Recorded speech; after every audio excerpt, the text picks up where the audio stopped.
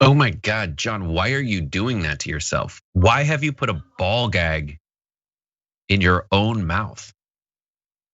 Someone's supposed to do, John, all I can see is what you're doing right now. I can't hear anything you're doing, but you are doing some weird stuff right now, John. John, I can see one hand is choking yourself. What's the other hand doing? I can't see, it's out of frame. John, put the frosting down. John, put down all that. Oh no, that's what the other hand's doing. Why? Frosting goes on the cakes. Frosting goes on the cuppy cakes. Frosting does not go on that part of your body, John. My God, and again, your mic is cut, but mine's not. But I see what I see, sir. I'm gonna take screen grabs and post it online. John, what are you doing with those jumper cables? John, oh God, don't stop showing me that one end is attached to a diehard battery. Oh, is it one of those that shuts off? It is. Why is it on? John, turn it off. No, get those away. John, you only have 2 of those. Don't put, all right, it's on 1, but if you close that circuit, oh, actually that's gorgeous. All right, good, you're toweling off and getting better. I'll be back in a minute. Good, you see, whatever it did locked your jaw a little bit. That current coursing through your memories. That's disgusting, John. That is disgusting. When you now he's off camera. When he comes back, I'm sure he's gonna say, I was at coffee the whole time. I wasn't even in front of the camera. BS. BS. That was my body making sounds. I don't know if that came across on audio. That was an internal burp. That was an erp. That was one part of my body, far part of my body. There's no point in me trying to defend myself since you've so expertly, preemptively disarmed my defense. That's what you call it, the armed defense. When I walked off to get my coffee, I wondered what direction you'd go in because there are a few that you tend towards. That was among the worst. What else were you afraid of, John? I don't like some sort of insane accusations against me are one thing. Just something about you is another. Just you're like eating what? Bacon. The bacon could come into play. Grease, I don't know. Usually what I do is say something hurts without any idea of what's gonna come next. Oh God. That was high up there. I think whatever's inside me is tickling my heart. That's how deep it is. This isn't gonna be funny, but so I did a workout a few days ago, and with a trainer, and I haven't worked out in 7 months. Much. That's not what I'm doing. Walter brag much over here. Own myself. Hold on. So I was sore, really sore for days. The workout was on Tuesday. It's Friday now. Now, like right in the sternum is super sore, and I wonder if it's actually sore or if I'm having some sort of heart issue. I don't think you're having. Can you see? It's right here. Yeah. It wasn't sore 2 days ago, and I haven't done anything else. Wait, 2 days ago you did the workout, or 4 days ago? I did the workout on Tuesday. How would it just be getting sore now? I mean, if you want my actual opinion, you might have been overcorrecting for something. Like maybe it was it sore elsewhere? Was I like in a bad pose as I like browsed the internet on my iPad? That's the level of physical exertion.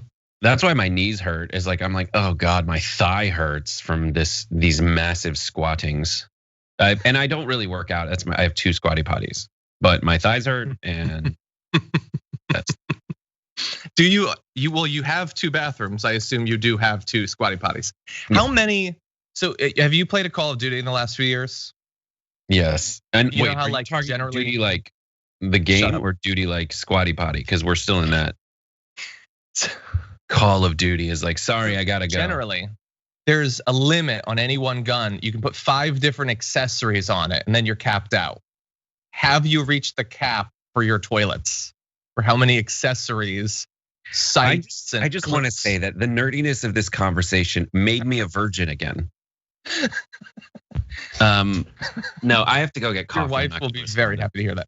Okay. Now you're getting coffee? We're going live in oh, goddamn. There's not 5 minutes. If you come back in 5 minutes. There's less than 2 minutes until we go live. Yeah. Well, this means that we might actually accomplish something in the first 3 minutes of the show for once. He can't hear me because he's not here. See, if I was a person like him, I'd talk about what he's doing with that leftover bacon grease. But I'm not gonna do that. You fill it in your own mind.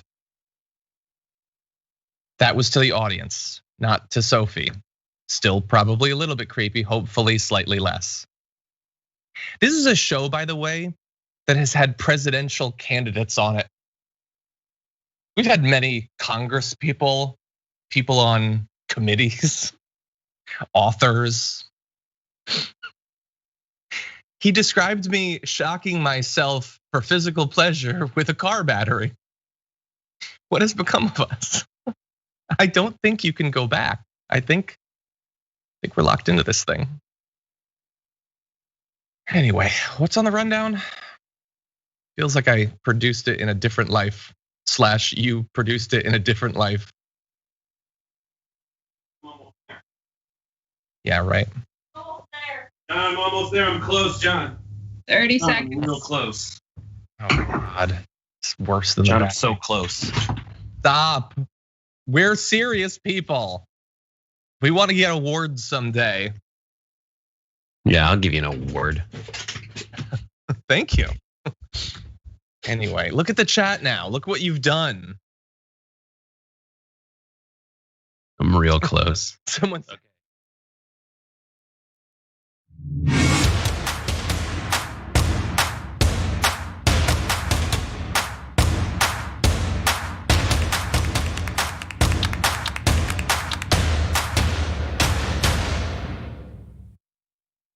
I don't know.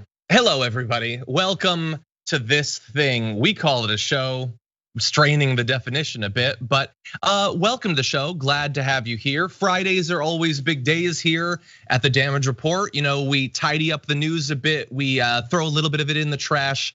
And along the way, we are blessed to be joined by Brett Erlich. How's it going, Brett? Oh God, what a great feeling I have all in my bones, John. My bones feel really good. How are you today? I feel good. To give you like an idea of how put together I remain as a person as we go into the end of this week, I still have my glasses on because I just can't imagine dealing with it with the eye strain and the headache. Usually I can get through it. Can I give you an idea? You're so tough. You're so tough. I am a tough guy. That's the opposite of what I was describing.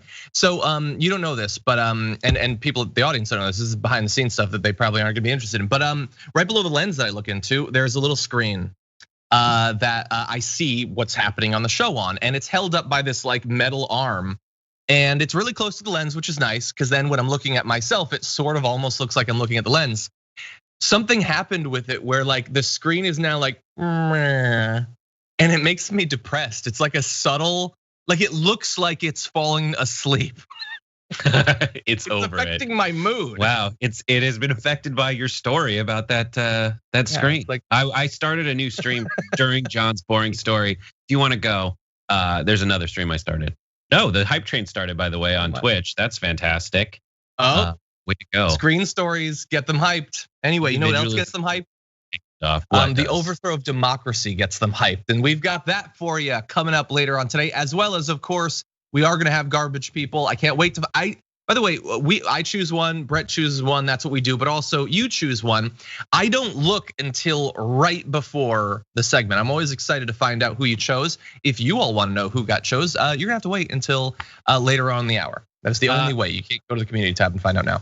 Speaking of waiting and hours, happy half hour is later on today after the main show. Our guest is Aisha Tyler, voice of Lana, and whose line is it anyway? Criminal Minds, Friends, and many of my dreams. So there's that.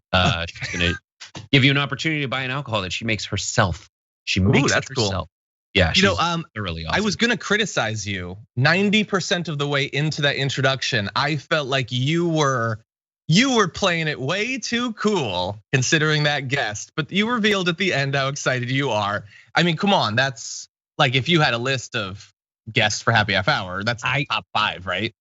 Yeah, she's great. I ended up showing her the cookie puss that John and I bought in it. The one that John bought for our Archer season 7 party that we threw with Kim Horcher and her boyfriend, and this might have been before you and Arlene, to be honest. Might have been. Yeah.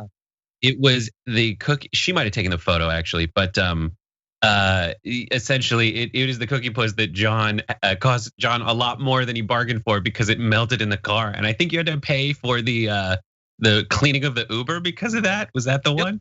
Yep, inside and out, because for half the drive to your ride, I had it inside the car, so it melted all over the car. Then I had the amazing idea, hey, the air is cold, I'll hold it outside the window, which meant it splattered. So good. Cookie puss is an ice cream cake, by the way. I don't want to say John had a cookie puss outside his car. It's an ice cream cake mentioned in Archer. Exactly, and no, she's awesome. Lana, one of like the all-time great animated characters. So I can't wait to watch that. It's gonna be great. When I first had her on a show that I did like 10 years ago, that made like the list of animated characters that I am like wildly attracted to and oddly attracted to, right up there with the squirrel from Sword in the Stone.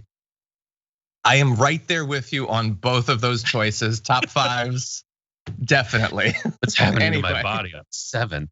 We'll complete the rest of it later on. But thank you for being here, all of you who are watching, and far more surprisingly, are still watching. Thank you for that. Please like the stream, share the stream if you are already, and as we go along, you can chat along, tweet along, Twitch along. Just start twitching. We will interpret your twitches like dance, and we will respond to it as we go. But that said, there is a lot of news to get to if we're gonna have time to throw out the trash. And I'm realizing right now I forgot to put the garbage can on my desk, so that's gonna be a fun transition later on. With that said, why don't we launch into the most serious political news of the day? Donald Trump's bid to become president is an incredible long shot, even by the standards of a person who seems perfectly willing to overthrow the will of the voters in unprecedented ways that would have dire implications for what passes for democracy in America. But he does have some things on his side, charts. I would like to show you this image, which I screen capped from his Twitter feed, and I called, they didn't cap the whole thing. Okay, so what you're seeing right there is one chart of supposedly the election being stolen. There we go. Is supposed. No. Go back to the first one. It's okay. We don't have it. So he has this chart supposedly of the election being stolen in Michigan. So he tweeted it out, but it was a quote retweet to the other time he put that same chart out, and he had just retweeted it. You're not seeing that in that image, but that's what makes it so funny to me, is he is really excited about this chart. Which doesn't show at all what he thinks it shows. It shows a lot of votes being presented at the same time the day after the election, because that's when the upload happened. It doesn't mean that those votes magically appeared. It means they had been counted and then uploaded. But he's apparently intending to use these charts in a court case because the election was a hoax. Thank you, Justin. It's like, what's hilarious about this for people who have like the ESPN app on their phone, and you go like, it looks like the likelihood of winning during a football game. And he is just posting by showing like the giant spike that he's pointing at 6:31 a.m. a well-documented delivery of like votes coming in from an area that is wildly and historically known to be pro-Democrat. What he is saying is like, here's where they scored 2 touchdowns in 2 minutes because I have a crappy defense. Cheating. It's like, no, you're just showing a scoreboard and saying I lost, so it must be cheating. No. That is what evidence looks like.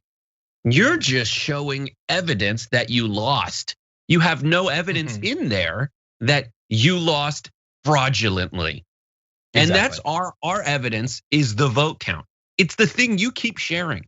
Your evidence is nothing. Today, he tweeted a story from Breitbart that outlines, and the headline was something so trashy. It was basically like the story of election fraud as told by Americans. He tweeted that either today or in the late hours of last night. And that story is the account of a woman in like Constantino versus Wisconsin. That account had already been rejected by a court. So they are pushing things that do not hold up under the rule of law. That makes them against the rule of law, and they need to give up because they already lost.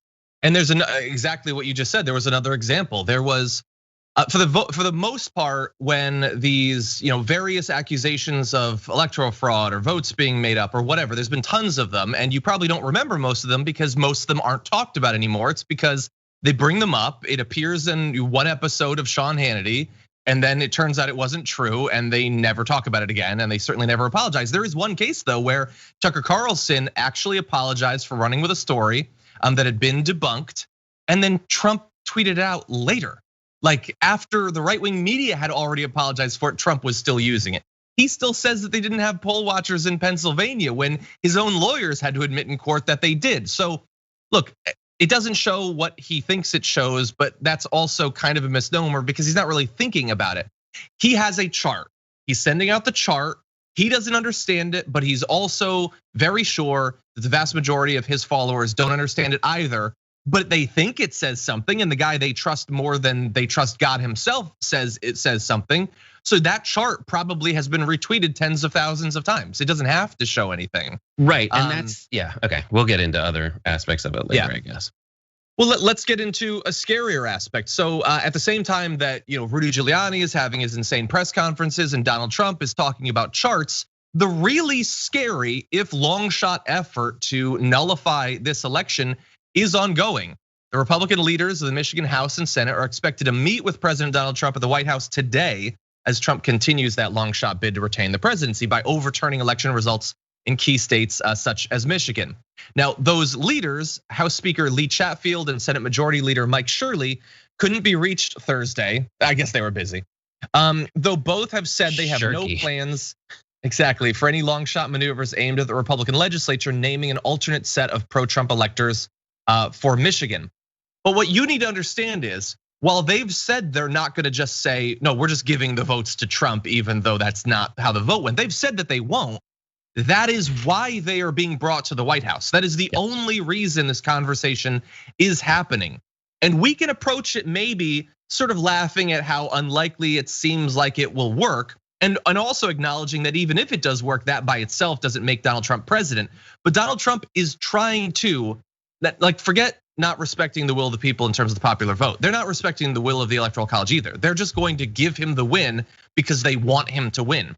If he succeeds in this, the GOP will even more officially have announced that they are effectively, they're done with democracy. It is now, if we can take power, we will through whatever means possible or necessary. John, you want me to break your heart even more?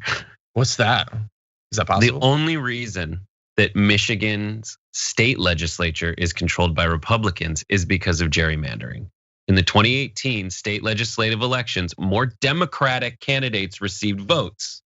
But because of gerrymandering, there are more Republicans in the state legislature than Democrats. So this is the theme that we need to expose, and that everybody needs to find a way to collectively tweet the same thing over and over again. But democracy is so far gone in America in this specific respect. We are used to seeing the popular vote doesn't necessarily translate to a win in the White House. That is insane. Now, the Senate should be, constitutionally speaking, the Senate really should be the only thing where, because there are more Republican states than Democratic states, that's the only time where it should potentially be the case where there are more Republicans in the Senate than there are Democrats in the Senate. It's insane, but that at least has some kind of constitutional basis.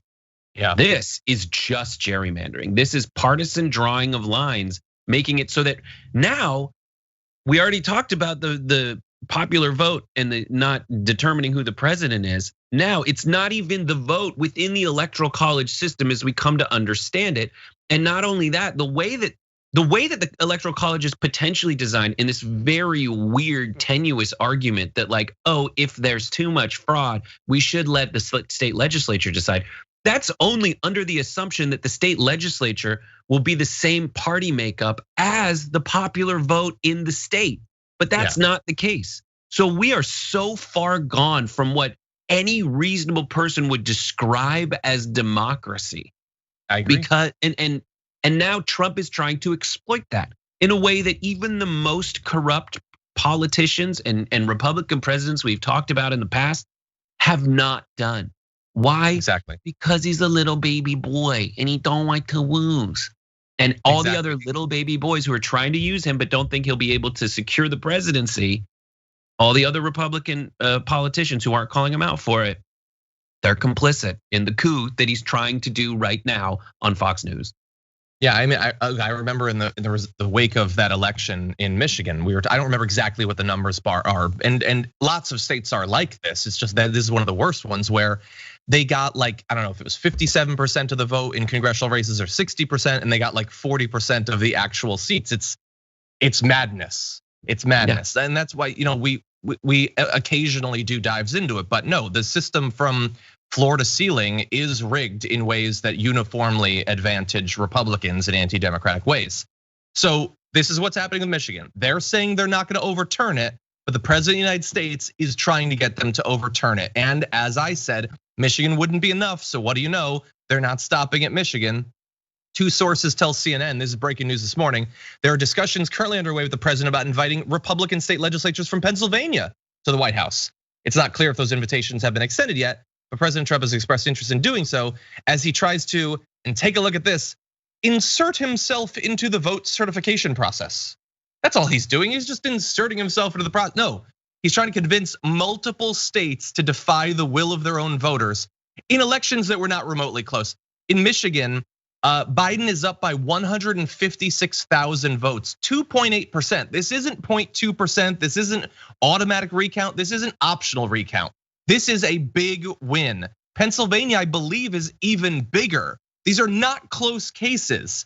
This is just the math they've done. We need those electoral college votes. Those states happen to have Republican state legislatures. So we don't care if Biden won by 100 million votes in those states. We're gonna take it if we can. And the process is underway. They are trying to steal this election by stealing those states. Yeah, it's insane. And so Trump has yet to provide actual evidence in any material way of Democrats getting rid of votes, burning votes, fraudulently submitting votes. We in this segment have given tons of evidence that that's exactly what Trump's trying to do. He is trying to burn hundreds of thousands of votes. And to even that thing that you say is not like wildly incriminating, he's trying to insert himself into the vote certification process, something that you determined to be a euphemism, because yeah, it is much worse than that. Even the euphemism is bat-ass crazy.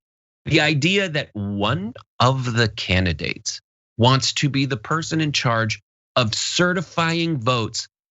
That's why we have the system that's set up the way it is. That's why Trump's attempts have failed, because the system's fine.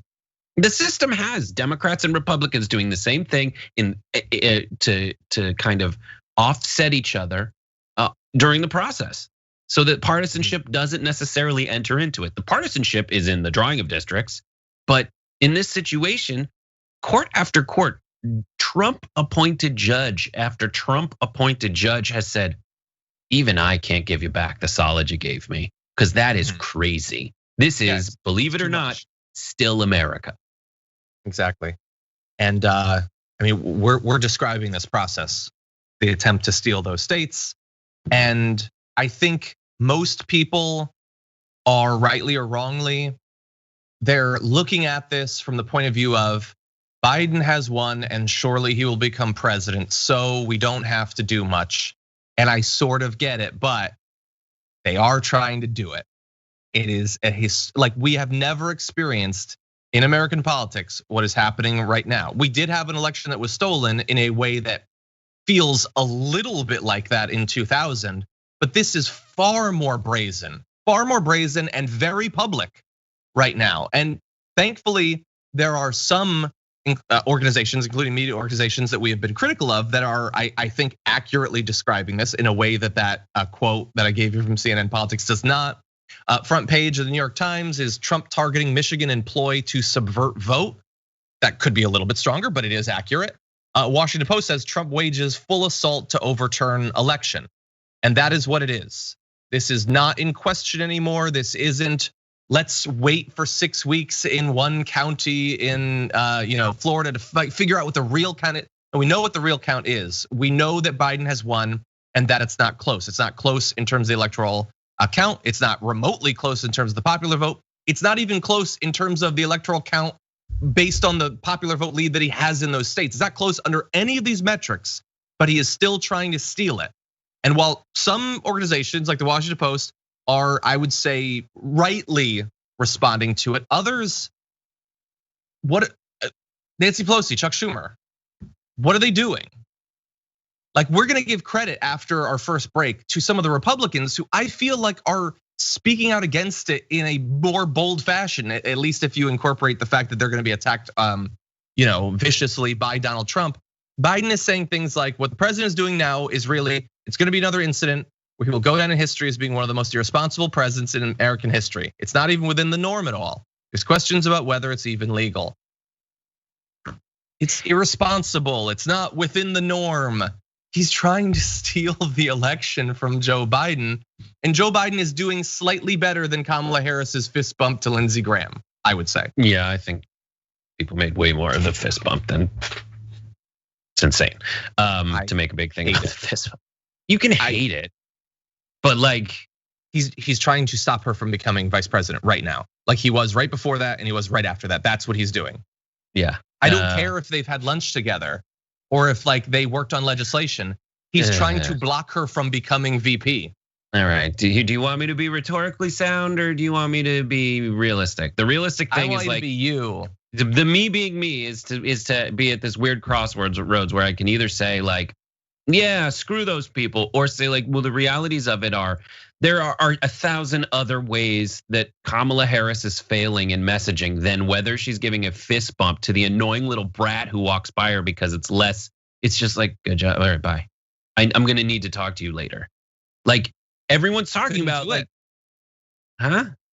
I would see him, I would know what he represents, what he's trying to accomplish, but like there would be no fist bump. He is your enemy.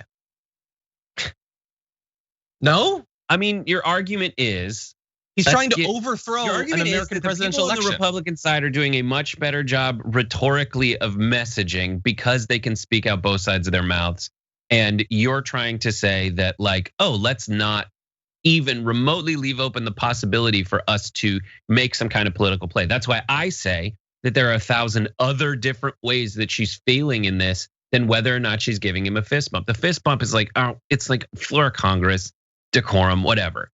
There is no time where she's going and doing the other thing that Lindsey Graham's doing, which she needs to do, which is to go out. And that's why I think it's like a way bigger issue. And I think fixating on like a 2-second like fist bump, which I'm not saying you're doing, but like that when I see people even mention it, it's like, get out there. Like Biden in that press conference went forward and said basically like, I'm leaving open the possibility of prosecution by saying this might even be illegal.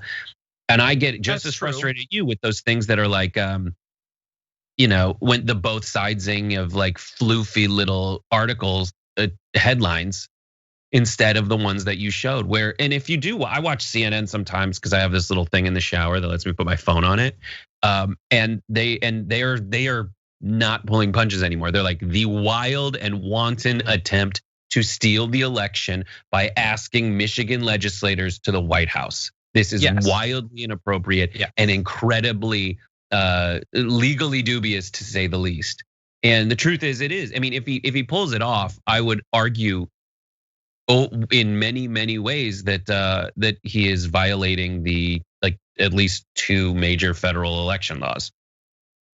Yeah, by disenfranchising people and by like committing voter fraud and essentially disenfranchising people from their constitutional rights. I agree. My concerns I think, go beyond just that it's a violation of law. I think, anyway, it's a big conversation. It's a conversation we've been having, and we got a million things to get to. I want to go on to make sure that we get to this video. Sidney Powell has been all over the place in the last 24 hours. I'm sure you've seen some of her appearances in the media in defense of Donald Trump. She's a Trump legal team member, and she's one of those that is most high profile, like maybe third in charge at this point. And I want to show you a little bit of a video of her appearing on Lou Dobbs. And I want you to get a load of what she says should be done in this election, and understand that this is not a private conversation. This is on TV. Here is what she wants to see. Let's start out right now with the president's path to victory here, as you and the legal team see it. If you could give us just that canvas very quickly. Well, yes, Lou. The entire election, frankly, in all the swing states should be overturned, and the legislatures should make sure that the electors are selected for Trump, and it's going to have to follow the constitutional provisions that it be decided according to the amendment. It's just let's turn it to Smartmatic and Dominion. Are they or are they not linked? We want to give you the full trail off, because what she is saying is, we're done with elections. We're just going to give the Republican legislatures the order that they give us the votes and we become president, even though the people rejected us. But of course, she's a part of the Trump legal team, so she had to do it in the weirdest, most faltering way possible. We need to do it in the Constitution by the amendment. And Lou Dobbs is at the ragged edge of his own sanity. And even he got uncomfortable there with how flaccidly she presented this incredibly anti-democratic authoritarian legal strategy. Right, and went into calmer, easier to navigate waters of Republican rhetorical insanity, like, well, we've replaced Benghazi with Dominion in terms of boogeyman words. So let's just say Dominion and Smartmatic. The other thing that there's another moment from Sidney. There's two important Sidney Powell moments in addition to that. One is her just saying Hugo Chavez, Venezuela, in that unfortunately got overshadowed by it's not hair dye that was running, it's hair powder, if you must know. Those were tiny carpet fibers that men losing their hair. It's called what's it called? Topic hair powder that you put in here to fill in the holes, and then when you sweat, it literally runs down. You feel his pain? Oh, I feel his pain. I use it sometimes when I do shots that have over the shoulder. Well, that's why you do the beard. So if it starts to come down, it just blends naturally in. When you take a shower, it looks like when you bring the dog in from the field and give it a bath, like it's just brown water everywhere. That's what's happening, code crack. But Sidney Powell in that same press conference goes out there and she essentially says, like, I don't know, let's combine the boogie word of votes and Dominion with Hugo Chavez in Venezuela. Don't pay attention to the fact that he's been dead for 7 years. That's one aspect of it. And then Tucker Carlson on his show took 10 minutes, I don't know how many total minutes, to essentially say, listen, I wanted to give Sidney Powell the benefit of the doubt. Tucker Carlson did this. I invited her on the show and wanted to give her a whole hour, but all I asked is that she give us some of the evidence, and she wouldn't divulge the evidence. So that's like the only person who's gonna let her come in and spout the nonsense that's left in this big, cruel world is Lou Dobbs. And even he got uncomfortable with how weak that argument was. He moved on to something that at least is structured like a familiar argument. Well, yeah, and because he wants to focus on sort of the process. She's being too clear about the goal. She was basically saying, overturn the results. Like, she was sort of implying that the results were finalized and perhaps even valid, but need to be overturned. Maybe not going that far, but he wants to focus on there's questions, there's stuff, there's charts, not we're going to overturn the election and give it to Trump. That's like too unfiltered, I think, for the audience, maybe. And one little extra wrinkle about how Tucker Carlson did that on his show. The way that Republicans who are trying, who have grifted for years and years, but who even themselves understand that this is a bridge too far for the United States of America and there's no going back. Like it's that bridge that will crumple as you take your last step off it and you can't be back. You can't make America great again after that because it's not America anymore. The way that he had to pitch that to his viewers is literally to say this. He said, we literally do UFO segments on this show to say that, listen, we have entertained some stuff that's so crazy that even my viewers believe it. Like we've done UFO segments, like we have had a lot of crazy stuff on this network and on my show. But this was too crazy. But even look at that, like they have warped the discourse so much that they now have to treat their viewers like children, like bratty little kids who have gotten everything. And even Tucker Carlson's cadence and voice tone is like, I don't know. I've had a lot of crazy stuff on my show. We've done UFO segments. Like he has to couch it in. He's like that babysitter who's afraid that they're going to be torn to shreds by the insane child. He just wants his paycheck at the end so he can go home. Yeah. There are some Republicans who are speaking up, and we're going to turn to them in just a second. But first, let's see what's going on with the audience. Seth Derby sent in a super chat saying, "John, ew, gross, stop, not on the live stream." He does. He did it. I saw it for everything, Brett. The first, however, was from Wilson B. Schrodinger's Dragon. It says, "I missed yesterday's live broadcast, but you missed the one Orwell work the Trump family did read, Shooting an Elephant." I have not read that one. The question was, did anyone on that Kayleigh McEnany panel who was talking about Orwellian language, have they actually completed any of the works of Orwell? I guess no. I love that, Kayleigh McEnany is like, this stuff is Orwellian. Can you believe it? Anyways, small crowds are big crowds. Votes that are legal are illegal. And sanity is insanity. Like let's see. Her job is to She's a propagandist. That's it, and she knows that. Franklin Sharp Slicer says, yeah. It's TDR garbage day. Open the cans, dump the bums out. There will be more next week, no doubt. Whoever you pick or choose, don't forget to scrape your shoes. Happy half hour, Brett and you. Thank you for that.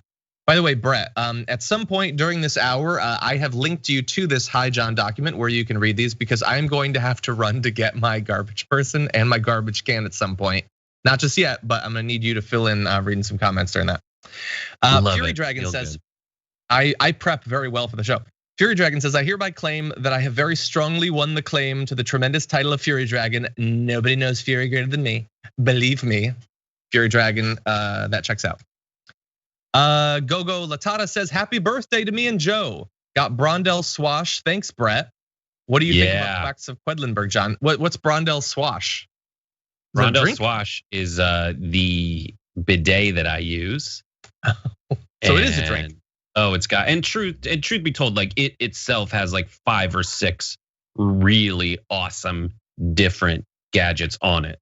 It's got the warming seat, it's got the light, it's got the head that does the bidet and the poo-poo, the pee-pee and the poo-poo, depending on if you're HD camera. Yeah. I live stream. Okay, we're moving on.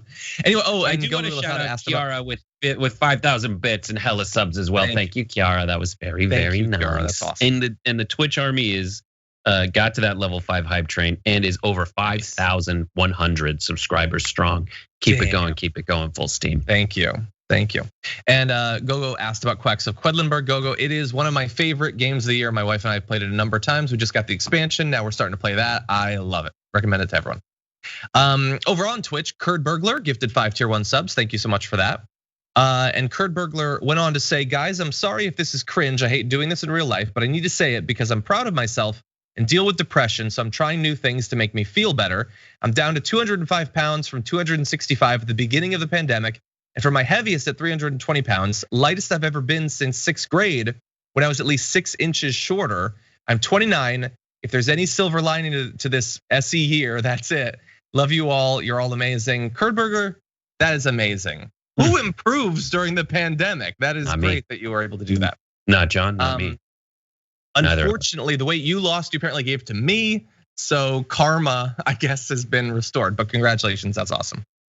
Sama Lynn gifted some subs as well. Thank you for that. Kiara, thank you for yours. As Brett said, John Sven Kiara or Kira as well? I'm not sure. Funky Pug, great name, and thank you for gifting subs. And Dr. Noetti for resubscribing for another month. Thank you so much for that. Thank you to everybody, by the way, who took part in TYT's game night last night. We played Among Us with some of our subs, and it was awesome. Jordan Yule and I were able to win as the bad guys. That was a great one. Oh man, I should have filmed that. Well, we have members can watch it on demand. That's true. On Twitch subs. Okay, now that said, we have gone through one of our stories, and we're already halfway done. So we got to go through this fast. And you know what? This next section, we understand, but it's still only one of our things. And some of them were produced by Sophie and Marissa, and I don't think they'd like it if we didn't get to it. Sophie and Marissa. Okay.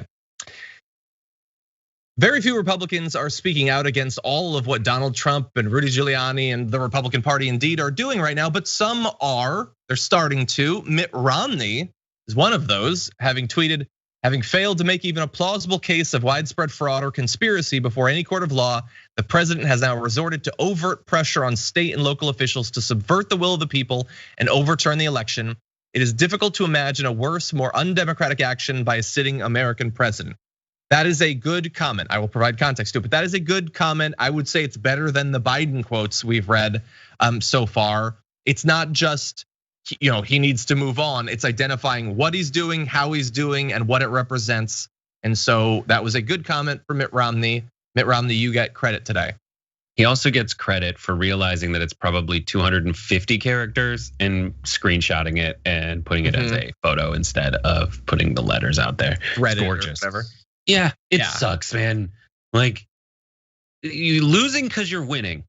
That's what it is. It's losing because you're winning. It's like, listen, we won already, but it still feels like losing because of the lengths to which people will put up with bullcrap. And then me feeling grateful to Mitt Romney for saying something that is just saying, hey, I feel like votes should mean something in America. Yeah, exactly. Now, just because I feel like we have to understand the full context of everything, Mitt Romney has been watching this develop. And remember, none of this started on election day. We knew that, like we were talking about the possibility of trying to go to the state legislatures and do this for weeks and weeks and weeks before the election. So all of this has been developing. We're now weeks into this process. There was the whole 4 seasons thing, and we're through all of that. And so he puts out this quote that is good, understanding that he is part of a party that is trying to end American democracy. Bear in mind, as Corey Chiarchari on Twitter acknowledged, yesterday Mitt Romney voted to confirm a 33-year-old Trump appointee to the federal bench for life, whose law firm is helping Trump try to steal the election. This is someone who is 8 years out of law school, was rated by the Bar Association as not qualified. I don't believe has ever tried a case. It is going to, at 33, be given a lifetime appointment, like chosen to defend Donald Trump and his actions by the firm who's trying to help him steal the election. I'm just saying, your tweet is good, but if you think that this is an attempt to end democracy, look around a little bit at some of the other aspects of it. These judges are not independent from that effort. So let's just add that bit of context. This is clearly outlining the borders of what Romney's willing to engage in. Yes. And if I'm taking the, things that are on the other side of the border, to put it in Trump terms, on the other side of the border trying to get in is Trump's insanity trying to get state legislatures to have more of a say than individuals voting for their president. That is the thing on the other side of the wall trying to get in. That's where I'm fine building the wall. In this situation, that's more of a discussion about, like, this is an interesting conversation to have during this segment, which is like, all right, when we get Republicans to say that Trump is an idiot, what does that accomplish? Does it accomplish us being able to take a win and saying like even Republicans are doing this, or does it like how do we address the issue of Trump then saying that look, the swamp's on the Democrat side. Those guys are all swamp creatures. They're for the Democrats. Listen, the working people are over here with me, Donald Trump. Can I demonstrate that? Absolutely. So, I mean, right after that comment, Rhino Mitt Romney should read this. I'm sure, however, that he feels he got slaughtered by Obama fair and square. And he retweeted Bill Smith, who has a lot of numbers after his name, doesn't mean he's a bot, saying Romney has lost his mind since 2016. So he put up that comment and he's being attacked. And I don't know if we're gonna have time to get to it, but Ben Sass and even Joni Ernst had a comment that was okay, and understand who Joni Ernst is. But they're gonna be attacked because again, this is a party that values only one thing. Well, publicly, loyalty. Obviously, they want money too, but just the loyalty. Mitt Romney has continued to every once in a while speak out against them while also giving them so much of what they want. So we have to understand both of those things. Can we go back to the graphic right before Bill Smith with the 1,000 numbers, the bot account? You're talking about Wayne Dupree, that Wayne Dupree Media LLC that he's retweeted. He retweeted him a bunch today, and one of the Wayne Dupree LLC tweets that he retweeted was Republican mega donors are ready to primary anyone that comes out against Trump. Let's just unpack that.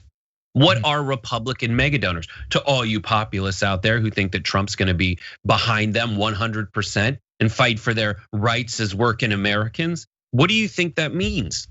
Republican mega donors are the swamp. They're the big corporations. They're the only ones who got anything out of the Trump White House.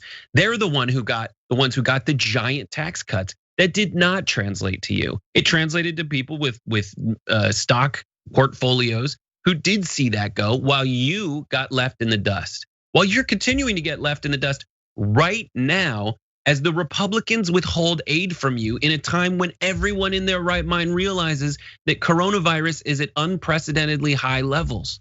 We need, there is a solution.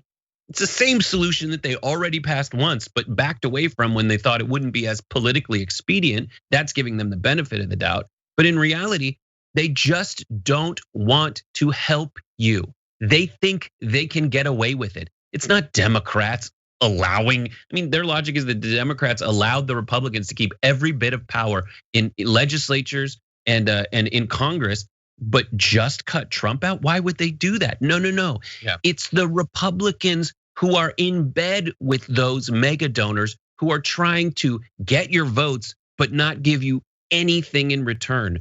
Join us. Yeah.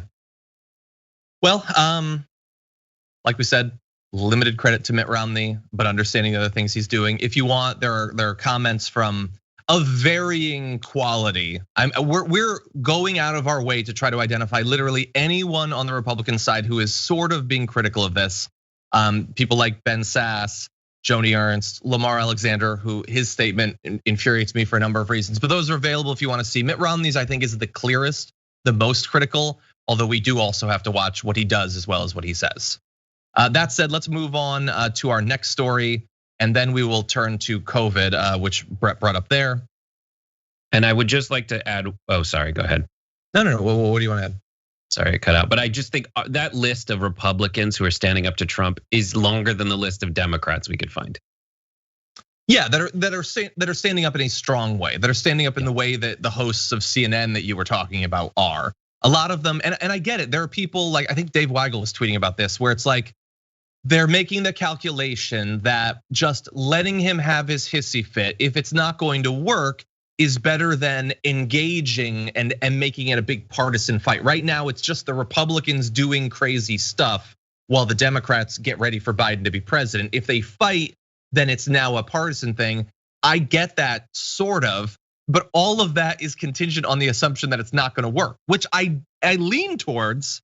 But the cost is so high if you're wrong that maybe a little bit of fight. Maybe you get these Republicans and you do a big press conference where representatives of the Senate on both sides and members of the House as well on both sides come and say, this is an unprecedented assault on American democracy. We are not going to allow it, and whatever that means. Yeah. Yeah.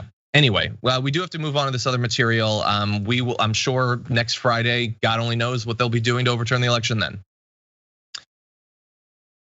Donald Trump's legal worries are waiting for him once he's no longer president, and they're already proceeding, including callbacks to the big tax stories that came out a few weeks before the election. Most people seem to have forgot that those happened, but the New York Times found quite a bit of information about Donald Trump's taxes that at the very least seems to indicate a person who feels they have no responsibility to contribute to the country that has given them so much, and also implies hypothetically quite a bit of illegal acts might have occurred. Those are being investigated. 2 separate New York State fraud investigations into President Trump and his businesses, one criminal, one civil, have expanded to include tax write-offs on millions of dollars in consulting fees, some of which appear to have gone to Ivanka Trump. So this is a story we talked about previously, the fact that he had given these large sums of money to Ivanka, who is serving as a consultant in that case. The subpoenas were in response to a New York Times investigation into President Donald Trump's tax returns that first disclosed that he took $26 million in write-offs that came from fees he paid to consultants, including $747,000 that the Times say matched a payment made to his daughter. These were first reported back in September, adding that Ivanka Trump was an employee of the Trump organization at the time the consulting payments were made. The Times said the findings implied that she was paid as a consultant while also working for the company as an executive, which is not what is supposed to happen. There's no indication at this point that Ivanka Trump herself is a focus of either inquiry, but the payments to her are a part of it. And so in theory, she could be brought in at some point. I love that. I would like to, it's like there was the hair club for men, which is like, I'm not only the president, I'm also a client. She's like, I'm not only a executive, I'm also a consultant, which means she's paying herself. That's insane. It is my big question during all this is like, where's Hunter Biden? That's the big threat. That's the big, I love it. Steve Bannon had like, where's Hunter? And then like on the celebration stage with Biden, Hunter was there just being like, hey, fireworks. Hey, my dad just won the presidency. Yeah, that my dad who's not gonna hire me as a consultant in his companies, who's not gonna hire me as a consultant in the campaign, who's not gonna send me out to do all this PR work to try to, gather up votes from people who like handbags. Like that's it. Yeah, this is the stuff that's so obvious, that's so wrong with the Trump organization, where like they say, let's get rid of the swamp. All they do is give favors to their families and people on the inside. It's like, well, that's exactly what the Trump family does for each other. Exactly. Yeah, and barely hide it. I mean, to some extent, he doesn't want his taxes to come out because there's full taxes, because presumably there's a lot more there. But he's also bragged for years about taking advantage of the tax code and write-offs and depreciation and all of that stuff. The guy that does that so brazenly, in many of the ways, are probably fully legal because the system is set up to benefit these sorts of people. I don't have a lot of goodwill towards the idea that he wouldn't do it illegally as well. Ivanka Trump disagrees, saying this is harassment, pure and simple, presidential harassment. This inquiry by New York City Democrats is 100% motivated by politics, publicity, and rage. They know very well that there's nothing here and that there was no tax benefit whatsoever. These politicians are simply ruthless. Well, look, if you guys did what it looks like you did, there are certainly tax benefits. That's what's going to be investigated. And isn't it nice to not have Biden be the one doing the investigation or Merrick Garland as AG? Go talk to them. Go. You guys have had lots of legal troubles. I'm sure you know where the offices are. Go and explain yourself. And maybe soon, maybe we'll have the full taxes too. And then we can really find out what's going on and see if it is just rage or maybe there's something there. It's never about principles, because let's look at the 2 Trump arguments, one by Ivanka Trump, which is, hey, we don't need to go through these lawsuits. We know this is BS. And then Trump, it's like, for his lawsuits about voter fraud are like, no, let's go through the lawsuits first. Don't mind that every other lawsuit I've filed has been thrown out for being BS. We need to let this process play out. But when it comes to investigating his family for tax evasion and fraud of a different kind, it's no. You don't need to see his identification. These aren't the droids you're looking for. Yeah, and your favorite representative, jacket off Jim Jordan, he's saying, what, John, you pervert? That's what you say all the time.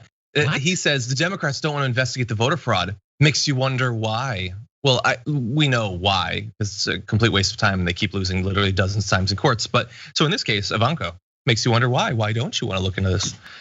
What did you call Jim Jordan, John? Oh my God, literally Google it. It's all over. I'm not you. You know what you've done. Audience, Google Brett and his word crap. But okay, we're gonna move on. No. Some people in the chat are like, "What do I Google? What should they Google, John?" Just don't even say the guy's name. What was the first 2 words you said?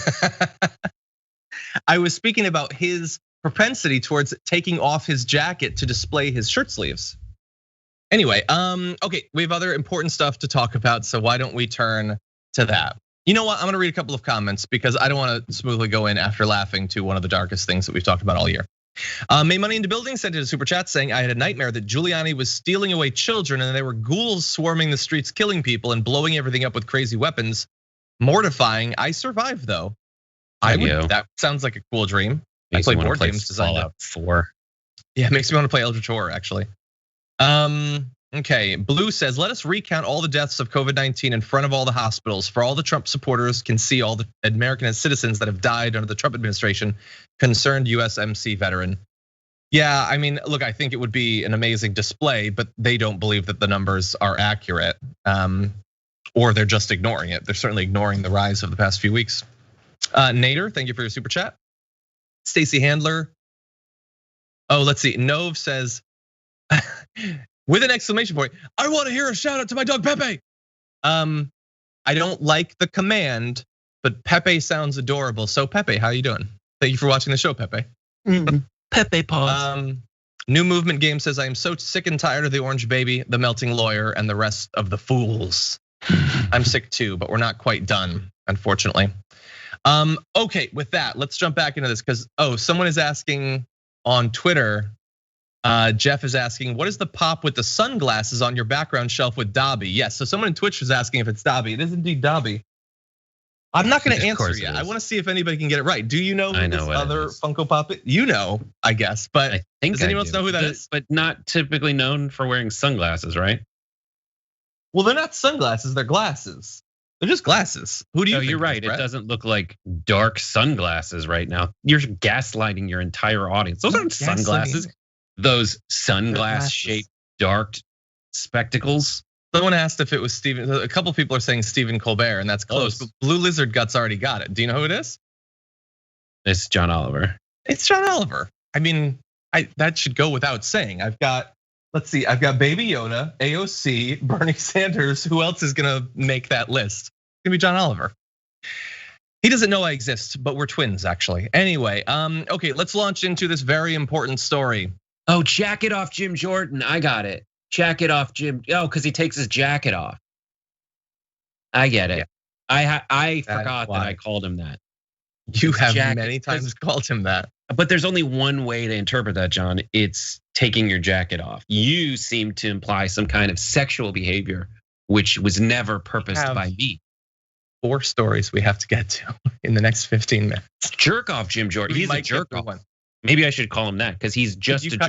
There's no other way. We kick him from the call. We have to get to these stories. Okay, I'm just gonna start talking. And if you want our story about the pandemic to have you talking about that over it, feel free.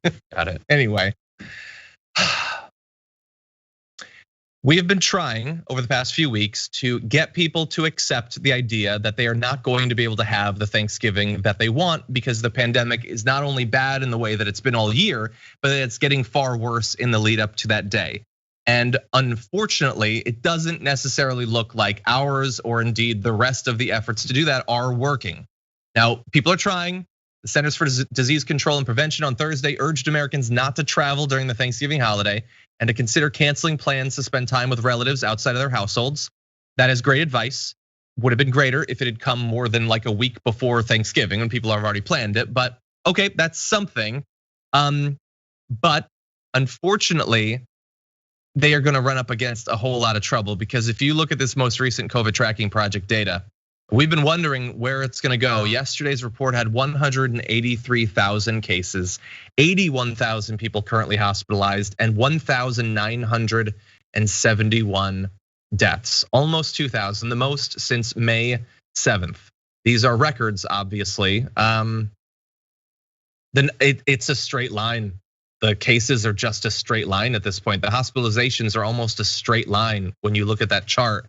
And some areas are even worse. When you look at South Dakota and North Dakota on this, they are skyrocketing above even the rates of other states. And unfortunately, at least for South Dakota, their governor doesn't care and isn't going to do anything to stop people from traveling. Nationally, there's even less leadership, with like Kayleigh McEnany saying that the guidelines you're seeing are Orwellian to stop people from traveling. And so when you look at all of this, it is really disheartening to see stats like this. AAA Travel said last week that it anticipates at least a 10% drop in travel this Thanksgiving. I love that. This Is my presented. favorite Yeah, why? It's just like, I played this with my wife. You sent me this, or you tweeted it or something. I think you sent it last night. And I asked my wife, what do you think the drop is in overall Thanksgiving travel? And she goes 69, because she's fun like that. And I go, 10. And it went from one expectation to another insanely quickly. Yeah. 10%. 10%. Wouldn't, like, someone, I saw a comment that was like that's like the gas price gets a little bit higher, it cuts 10%. Wouldn't rain cause 10%? Inclement weather. No, we have the worst pandemic. It is raging out of control. It is getting far worse every day. 10%. 1 in 10 people are like, I'll incorporate that into my life and death decisions that I'm about to make. 10%. Yeah. And that's like, in terms of the sheer number, because that's just a comparison after all. TripAdvisor says more than half of Americans plan Thanksgiving travel. More than half. I get it, dude. I get wanting to. Because for me, I have lost it. I don't know if anyone else has picked up on that, but I have lost it as a human being. I've picked that up recently. And I want to. I want to get away. But you just have to make these decisions.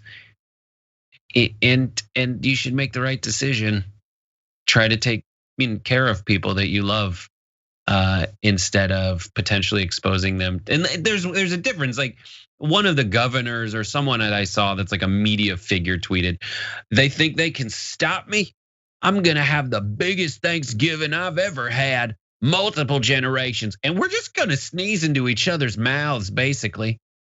Like, can you pass? Like, we're gonna sit across the table from each other and infect each other. Like, there's a difference between saying, all right, we're just gonna have immediate family. We'll open up our phones and have and keep the iPad open or something and stream it back and forth and have a smart Thanksgiving. No, these people are like spiteful against COVID. And meanwhile, you have stories like the Dakota nurse who's saying that on their deathbed, people are like, I just thought this was a hoax. Why are you not giving me the magic cure? Or still think it's a hoax. Yeah. Yeah, it's still doing that. And then folks in Utah who are trying to break into hospitals because they think the ICUs are empty.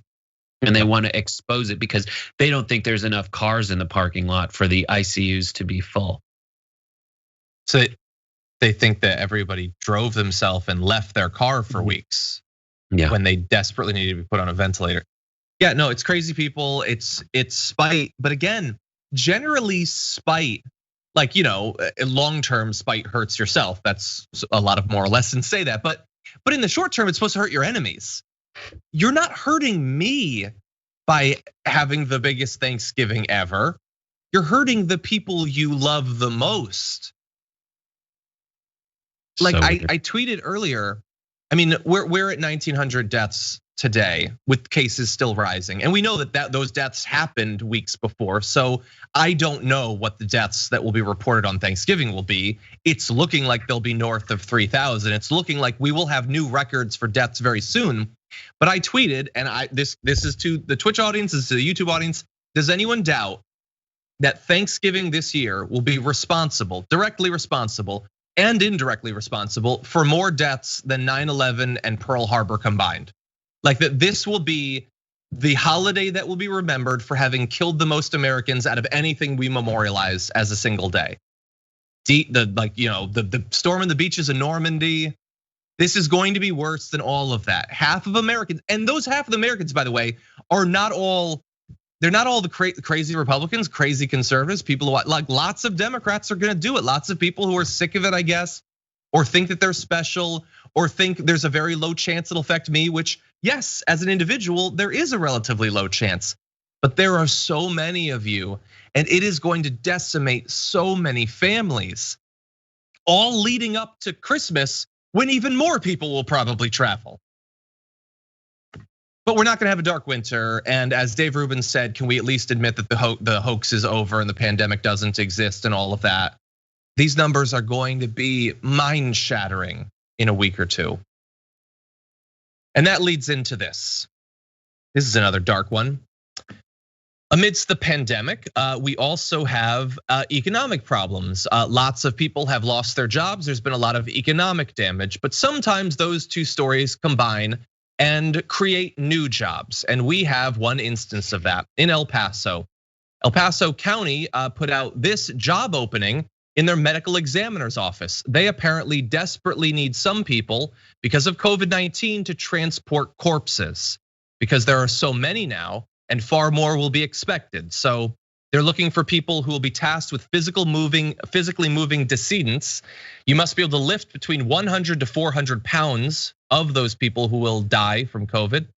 They say that not only is this assignment physically taxing, but it may be emotionally taxing as well. And they're bracing for an increase in COVID deaths. So they need people because the current staff they have can't keep up with how many bodies need to be moved around, and they fear that it's only gonna get worse. And so a few job openings at least. And when they can't fill those job openings, they go get inmates to do it, as was revealed in footage from a local news. I forget what city it was in, but there is aerial footage of inmates. And someone tweeted like, this is the most American failure-y thing I've ever seen, where it's not only an overflow of dead bodies from a mismanaged pandemic crisis, but also we take like the de facto slaves that we have created, slave labor that we have, and cart them in, pay them maybe $1 a day. I know that isn't like technically slavery, but like we're having inmates because we have so many of them too.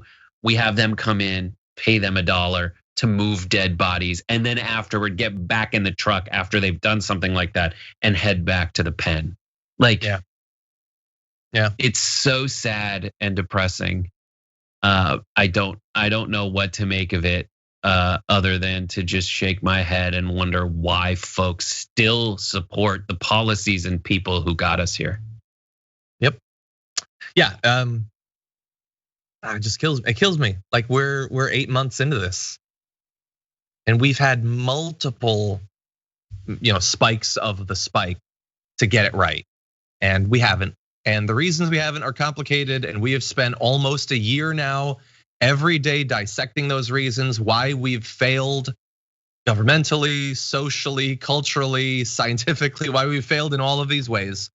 But it's continuing to produce things like this, and it's only gonna get worse. And honestly, like if you're watching this and you believe that the pandemic's a big host and everything, go take one of these jobs, because after all, you're gonna get paid and there isn't going to be work because these corpses are fake. They're being made up. They don't actually exist. So why not make free money getting paid to move the bodies that don't exist? I just wish like it could never happen, but I wish that Tucker and Sean and Laura could spend a day interning at the El Paso County Medical Examiner's office. And that like Sean could take one end of a corpse and Tucker could take the other, and they could just spend the day lifting thousands of pounds of human remains, the result of their advocacy in the media for people to not take this seriously. The pile of corpses that they, as much as anyone else other than maybe Donald Trump and a few others, have contributed to, but they won't. They won't. They're getting very well paid in their current position. They're not looking for other work. It seems like they're only looking for superheroes, because you have to live up to 400 pounds and like not be able to get COVID. So maybe it's just superheroes that they're trying to get. Yeah. Oh my God. Okay, Brett, I need you to fill in for a couple of minutes. If you could read some of the comments from the Hi John document, I will get ready for Garbage People, which will be coming up. A note to the director, we're gonna have to skip the E block. No, we're not. No, we have to. We have a very important interview coming up about the show. So, but I'm gonna go get my stuff. We'll be back and we'll do garbage people. Brett, if you could talk to the audience. All right, what am I, chopped liver? Apparently I am. All right, let me open this this thing. Andrew Jones gave us a super chat thoughts on the alt-left pipeline cupcake. Don't know what that is, but I just read it. Fine, get off my back.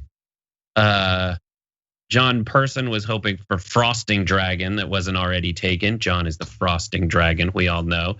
Kai Allen says it's all about branding and messaging with this country because of our piss poor education system. Dems have learned nothing. And Biden is going back to 1988. We're in so much trouble. Yes, Kai, thou speaks to right.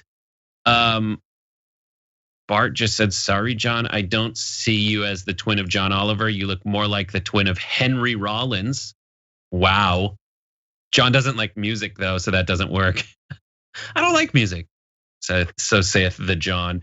I do want to shout out some people on Twitch who are giving out some cheer. Slowmox Panda said they should make the COVID deniers ship corpses like in China where the deniers are made to dig graves. Troll P given the bits. There's literally no other life appointments other than judiciary. Good point. Bup Forte, thanks for the sub. Skatari, welcome back. Cypher's Shadow Dragon has resubbed. Thank you so much. Cat Harvey, Disembodied Hand. The Kurd Burglar giving out them subby subs. Amy Mame on the second month. Welcome. It's 2 months. God, that's more than most relationships I've had. Am I right, ladies? Yes. Thank you for doing that. Geez. Appreciate it. A few more super chats though. Peter Burbeck says, I guess me and my wife are extra super nerds because we thought it was the doctor from Doctor Who, specifically David Tennant. Love you, Beef Dragon Daddy. Thank you, but again, we don't want to be exclusionary. It's beyond Beef Dragon Daddy, according to Bart. Thank you, Peter. No, it's John Oliver.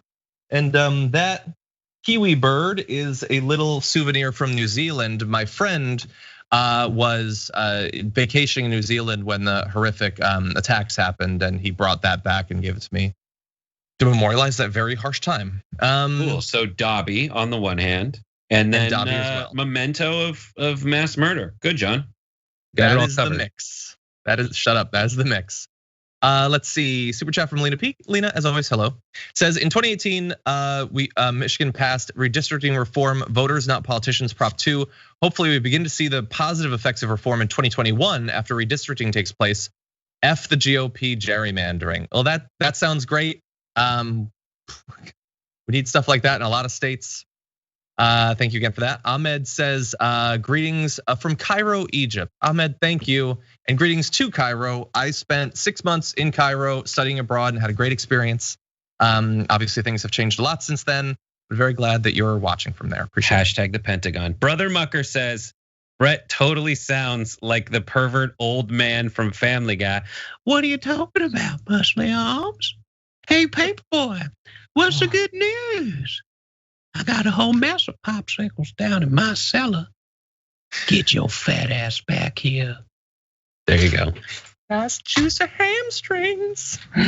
Analytical, thank you for your super chat. HXC Mike says, Kim Horcher mention makes me miss Nerd Alert. TYT Sports stayed and most of their videos are Karen rants, so why ditch nerds? Progressive issues affect nerds too. At least we still have Dragon Squad.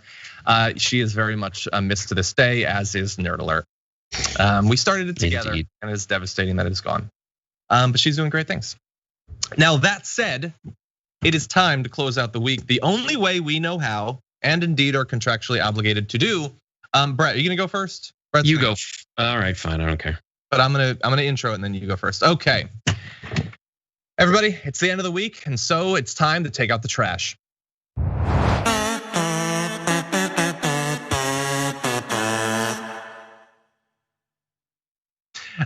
Trashy is hungry. He has gone a long week between meals. Brett, what have you got for him today? So my garbage person of the week is not Ann Coulter, Laura Ingraham. And I always do that thing where I almost call her Ann Coulter. Laura Ingraham is my garbage person of the week. She is doing something that, once again, I can't believe she can do with a straight face. She is attempting with all of her might to reach out to Alexandria Ocasio-Cortez and get her to join the dark side. This is not Ann Coulter. This is Laura Ingraham appealing to AOC, saying, listen, why it's actually the Republicans who are the party against the swamp and for the working class. Take a look. AOC has already shown a willingness on some issues to work with conservatives. She and Ted Cruz signed a letter. They kind of snipe on Twitter sometimes, but they signed a letter criticizing Apple for removing a pro-Hong Kong app. They also want to work together to rein in lobbyists. But look who's on Biden's transition team. According to the Wall Street Journal, at least 40 people serving on President-elect Joe Biden's transition team are or were once registered lobbyists. Now, the establishment usually wins because the establishment has enough money to buy off candidates with fat donations and instant celebrity status. Now, remember, Donald Trump didn't get the flattering magazine covers, and neither did the First Lady, despite her grace and beauty, because neither agreed to play ball. Most people aren't strong enough to resist the temptation. It's always the same. Play ball on the economic issues, don't interfere with globalization, or maybe even help out with outsourcing, and we'll make you a star. In the last few months, the establishment has shown her the carrot, the cover of Vanity Fair, of course, and the stick, leaks about how AOC is hurting the Democrat Party. All right, so who are you? Let's first talk about the messenger here. And I don't want to shoot the messenger, but then again, sometimes I do. Laura Ingraham, here is your argument. I understand, and we're gonna fight very hard. And there have been a lot of people who are earnestly fighting against lobbyists and scum within the establishment. AOC is one of them who has started very recently, but it's been 2 years now. Laura Ingraham is on Fox News, whose every move is an attempt to placate the mass populists in as a way of feeding the swamp and the capitalists who benefit off of a very opiated group of Trump supporters now. And so I just want to point out, here is a partial list of all the lobbyists in the Trump administration. Thank you. It gets smaller and smaller. This is going through only the L's. And I don't even think it's everything because I kind of cropped it because I wasn't going to get through. I gave up around the L's. Here are all the lobbyists according to OpenSecret.com/Trump/lobbyists. It is an insanely high amount. And then don't tell me that you're on AOC's side in this Vanity Fair cover thing, because here is Laura Ingraham yelling at AOC for two things during in a tweet. One, she says, oh my God, AOC spent $12,000 on AOC appears in Vanity Fair in outfits worth $14,000 to curse out Trump, which, as we've said, she didn't pay for. They're loaned to her. She doesn't own them. She didn't pay. And it seems like the things you're upset about are her being on that Vanity Fair cover at all, because probably you weren't. You would take it. Let's be freaking honest, Laura Ingraham. And two, the fact that she yelled at Trump for what? For all those things you say that Trump fights for, but doesn't. Trump only gave a tax cut to the wealthy. Nothing else has translated to real, actual humans. Let AOC keep fighting the fights that AOC is fighting. And honestly, if folks want to join her, let them join her. But I've got a feeling that Laura Ingraham is just trying to, as she always does, get more people to join her side and get more people to watch her program. And she is, in a very disingenuous and transparently hideous way, trying to pretend that she has not had the positions that she's cherished for the last 4 years under Trump. She is trying to use the old playbook, which she used before Trump, on Biden now, and getting you to forget that she absolutely has, that Trump's administration has embraced lobbyists and the swamp, and that she herself has attacked AOC for the very things that she thinks will get AOC to join her. Stupid. Yeah. Overall, it's maybe an admission that she gets that Trump is not going to be president, and She's now turned from, well, I've spent the last 2 years demonizing you, lying about your signature legislation, the Green New Deal, and trying to get people to turn against it because I value fossil fuel profits more than the continued lives of our citizens. But now we're gonna be out of power. So like, could you like do some nice stuff with Ted Cruz? Just give us something, come on, please. No. And that, I think everybody sees through that. But the lobbyist thing is amazing.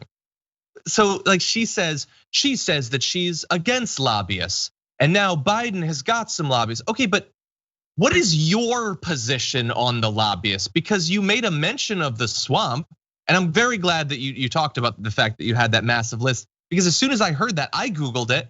ProPublica, as of October last year, had identified 281 lobbyists who've worked in the Trump administration.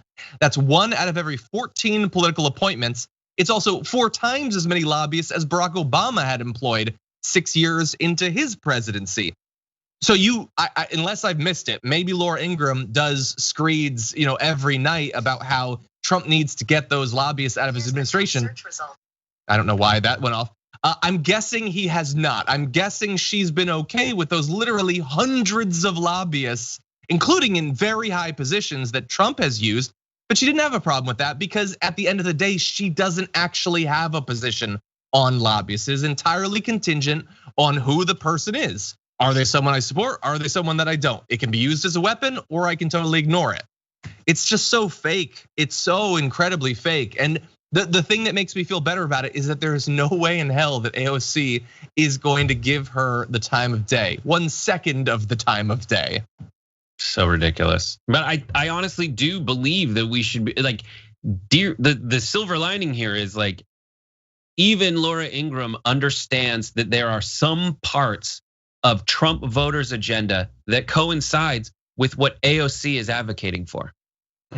So just stay open-minded. She wants to get you jobs. She wants to save her family. She wants to keep food on your table in these very obviously terrible times. Yeah. So if you as a Trump supporter were able to get over the fact that Donald Trump is a billionaire from New York, by your definition, you're open-minded. You're very obviously open-minded to that. You got over something that you yourself would probably agree is a difficult thing to look past, but you did it. Maybe you can look past whatever preconceived notions you have at AOC and realize that she is fighting for your best interests. So keep that open mind that you so proudly declare you have. No. The idea that she would at this point, she would have a reckoning with the effect she's had and she would be open-minded to, no. No, I'm not talking about Laura Ingraham. I'm talking about Trump. Oh, okay, good. Good. Yeah, there's at least a chance of that. There's a chance of that. Okay, for my garbage person of the week, I have someone who, there are people who've done more actual damage, sure, but someone who's just so see-through, so pitiful, I think is the word that has to be used, is going to be this individual, Geraldo Rivera, looking quite Abby in that famous photo of him. I'm going to toss him into trashy. Trashy likes lean meat. Anyway, but why? Christ, why? That was disgusting. I do it for you, Brett. Anyway, the reason he's garbage this week is for coming up with this idea that it would effectively be the biggest participation trophy ever for Donald Trump. Like when you think about the entire pandemic, I want you to keep that in mind as you watch this video. I had an idea, when with the world so divided and everybody, telling him he's got to give up and time to leave and time to transition and all the rest of it. Why not name the vaccine the Trump? Make it like, have you gotten your Trump yet? No, it'd be a nice gesture to him. And years from now, it would become just a kind of a generic name. Have you got your Trump yet? Oh yeah, I got my Trump, I'm fine. I wish we could honor him in that way because he is definitely the prime architect of this Operation Warp Speed. And but for him, we'd still be waiting, into the grim winter for these amazing, miraculous medical breakthroughs. So let's. Oh God, it's so, look, the reason I chose him is because it's so fawning and pathetic. Name it the Trump. It's so insane. But then everything he said after that, I would argue, is even worse. But first, the giving the participation trophy for the snowflake Trump, who feels like he's not gonna get credit, so let's give him the credit. What do you think about that, first of all, Brett? I think I see this differently from you. They're all terrible, but this is the even Geraldo moment. Like, we need to pull these together. Like, Fox News has warped the discourse so far away from reality that there are people like Tucker did it yesterday, Geraldo did it today, that realize that it's gone too far. But they can't just say that. Like, the normal conversation would be like, Trump is such a child. If we're being realistic and objective, Trump is being such a child that I guess I have to come up with something so ridiculous to get him to believe that he is valued in a way that will give him the confidence to say, listen, I can leave with my head hung high. But in this case, they know they can't just be objective and talk to their audience like grown-ups. And their audience is not just Trump supporters, but Trump himself. So they have to, this is like when you have a baby coming, and you know that you're like a second child coming, and you know the first child's gonna be jealous. So you have to come up with a story like, we're deciding to give you a baby brother. We love you so much, we're gonna give you a baby brother. You have to play these crazy mind games so they don't throw a tantrum and hate the incoming thing and try to kill it. But that's what Trump's doing, and that's pathetic. Yeah. Well, yeah, and God, but the Trump, it doesn't even sound good. It doesn't sound good at all. Anyway, you tie that hump. That's how you do the Trump. Like, that would be cool. We can do that. We can name that dance after Trump. No, but the bigger issue I have is, like, I don't know what your average Fox viewer thinks of Geraldo, because Geraldo sometimes criticizes the Republicans and sometimes says things like that are like Lou Dobbs level fawning or whatever. So I think it's mixed, but he is a person who every day watches the news and is part of it and analyzes it. And what he said, even if we're moving past the Trump vaccine thing, he said he was instrumental in the development of the vaccines, which one of the two vaccines literally wasn't even involved in that process. The other one, they did get some funding, that's true. I would argue Donald Trump wasn't super important in that. I would give a little bit of the credit to the scientists, maybe we could remember to do that. But more importantly, he said, but if not for Trump, we'd be entering into this dark winter. You're on the news. What do you think is happening right now with the pandemic? Yes, the vaccine was announced, and that's good, and someday we'll have it. Someday it'll be distributed. It wasn't distributed when the news happened, but he seems to think that it was. He thinks we were about to enter a dark winter, but now we're not because the vaccine exists. No, the cases are skyrocketing. More than 2,000 people are, I'm just gonna say it, are gonna be reported dead literally today. And it's gonna be higher tomorrow, and it's gonna be higher the day after that. And it's gonna continue to go up because we don't have the vaccine right now. But he's still on the news pretending in a different way than the others. Sure, he's talking about it slightly different than Tucker Carlson or Laura Ingraham, but he's still talking about it as if it's, yay, we're done, we're good, and just in time for Thanksgiving. No, we're not at all. How could he speak so irresponsibly about a pandemic that is not only not done, but we might not even have yet seen the worst of? That's an actual question. I don't know. I don't know, Brett. How could he have, am I being too hard in that comment? How could he have said something so detached from the reality that's being presented to us every day? It's insane. Someone said that it feels like you're playing pandemic and someone has all the cures, but they're like, you just have to wait for 4 turns before it gets to that person. But what we don't account, and then the game will be over. So we know it's within our reach, but you're not one of those people who has all the turns between now and then is Trump, and he just might throw the board over. And everything he's doing is throwing the board over. And not only that, but he won't go. He won't, maybe he walked away. He's not doing any pandemic stuff. No, he's not. We have that as that's a fact. He hasn't done any pandemic-y stuff. And then this argument that like if not for Trump, there wouldn't be a vaccine. You already mentioned that one of the companies did not participate in it, but other people, their counter argument is, well, there is a giant offer from the federal government to buy the vaccine. Okay, everything's wrong with that. Other countries have that for everything, by the way. Other countries collectively negotiate for drugs all the time on behalf of their people. That's how they get lower prices. That's how their system makes it such that it costs half as much to treat people and they live longer as opposed to the United States. So that's frustrating. Secondly, you think there wouldn't be a financial demand for this product without Trump? Yeah. You would think people wouldn't want a vaccine for the biggest virus on earth if not for Trump's package of buying it, right? No. The only argument is that Trump got rid of some of the regulations that are in the way of fast tracking a vaccine. But you have no evidence that another president wouldn't do that. Yeah, what I do know for a fact is that other presidents would have had a much more responsible reaction to this vaccine.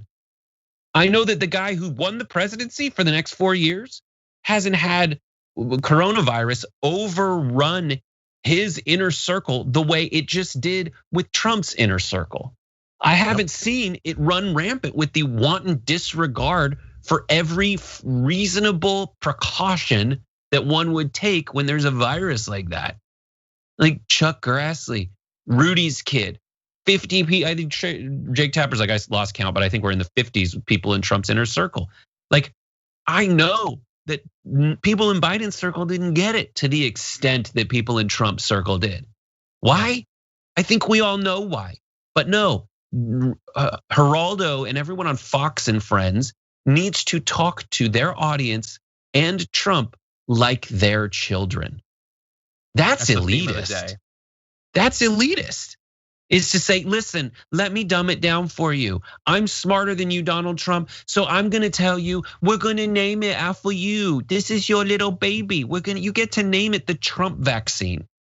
Yeah. Are you kidding me? Call it the Pfizer vaccine. Call it the COVID vaccine. Because you know what's important? That makes sense to me. The vaccine. Yes. We don't call the polio vaccine the FDR. Exactly. And look, right now he's garbage in the context of wanting to give naming rights to Trump for the vaccine. But in 3 months, we're gonna be doing a garbage person about someone on Fox telling people not to take the vaccine. So just get ready for that, because they want the credit now, but they're gonna be telling people not to take it later. That's definitely coming. Now, those are our garbage people, but what about you? Thousands of you went and voted for the Damage Report community garbage person. And we're gonna run up the top 5. At number 5 for this week, with 3% of the vote, is Candace Owens for her Harry Styles comments, where she got triggered by the fact that he was wearing a dress. Apparently that's not politically correct of him.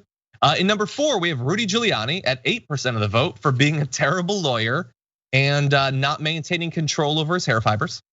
In third place, we have Scott Atlas at 17% of the vote for telling people to rise up against COVID rules. Number 2 this week, almost getting it, but Wayne County Republicans at 20% of the vote for trying to disenfranchise voters. Honestly, I think out of those 5, they should have gotten it, but I was overruled by the community. 53% chose this week Lindsey Graham for telling Georgia's Secretary of State to throw out ballots. Your garbage person of the week, Lindsey Graham. He's in the can this week. He deserves to be there every week. Thank you, everyone who voted. And Brett, thank you for being a part of this episode. Thank you. I want to thank everyone in advance for watching Happy Half Hour after post game today. So there's that. I also want to thank John for being on Common Room later tonight. It's myself, John, Craig, one of the other guy that you hear laughing besides Edwin in the background of Main Show, and then Adriana Vega, who you've seen on and used to work at TYT. Awesome. So that's gonna be fun tonight at 6 p.m. Pacific, 9 p.m. Eastern, only at twitch.tv/TYT, and members get it later on demand. Awesome. Thank you, Brett. Have a good one. You too. And for those of you at home, let's read just a few more comments because we are way over. Thank you to everybody who sent them in. They will be read regardless, even if they're not read online. Venetia David says, happy Friday. John and Brett are my favorite combo. Thank you, Venetia David, really appreciate that. Indra Jara says, my 2 favorite dragons, you get my milk money and my lunch money. Thank you, appreciate that. Seth O says, you guys should have on Matt Mercer, you two would nerd out. I don't know, would he come on? I don't know. That would be cool. Everybody tweet to Matt Mercer that he should come on the damage report and talk about how the pandemic has led to a massive rise of people playing D&D. I read an article about that. I think it was in the New York Times. That's good enough. We could do that on damage report. So everyone tweet that he should come on and talk about D&D. Anyway, Jay Fergie says, during TYT, John and Anna were talking favorite Thanksgiving foods. A clip of foods appeared on screen and John asked who did this. I imagine Brett giggling behind the scenes and had a great laugh. Thanks. Thank you, Jay Fergie. I appreciate that. Charles says, did you catch Broody blowing his nose during his press conference yesterday, then proceeding to fold his tissue snot side out and wipe the snot all over his face? I did see that. I couldn't interpret what I was seeing, but I did see that. Thank you. Sarah says, sedition is a felony punishable by fines and up to 20 years in prison. It is the act of inciting revolt or violence against a lawful authority with the goal of destroying or overthrowing it. Good point, bear that in mind as we go forward. And let's see, Stephanie K says, guys, your commentary always helps stanch the bleeding from my ears. You're both my news boyfriends and I don't know what I'd do without you. Stephanie K, thank you so much. I do appreciate that. Bernie the Kiwi Bird says, John and Brett, if against your expectations, Donald Trump is actually imprisoned for even one of the many crimes he's committed, how would you celebrate? Also, where's Emma's jersey? Hashtag Dragon Squad. How would I celebrate? I'd probably get drunk. It's gonna happen either way, but I would say that's the reason. Emma's jersey is now in the studio, is going to, for as long as I remain here at least, is going to remain hanging in the studio off in the area where everybody works so that they can see it and make sure that her memory is never lost. Let's see. Blue V says, my friend was a medical technician in Vietnam War, was in charge of picking up body parts, and then he stepped on a mine and lost a lot of his own. Virus is as deadly as war, wake up people. Wow, that is devastating, devastating. Thank you everybody who watched, not only today, but throughout the week. It was a big one, but we made it through together. Next week is gonna be important too. It's not only Thanksgiving week, but also maybe the week where Donald Trump is pressured into finally conceding. I wouldn't necessarily hold my breath on that, but we will be waiting and watching. And on Monday, of course, we'll be joined by Francesca. You're not gonna wanna miss that. Thank you, everybody. Until next time, stay safe out there, stay sane out there. I'll see you soon.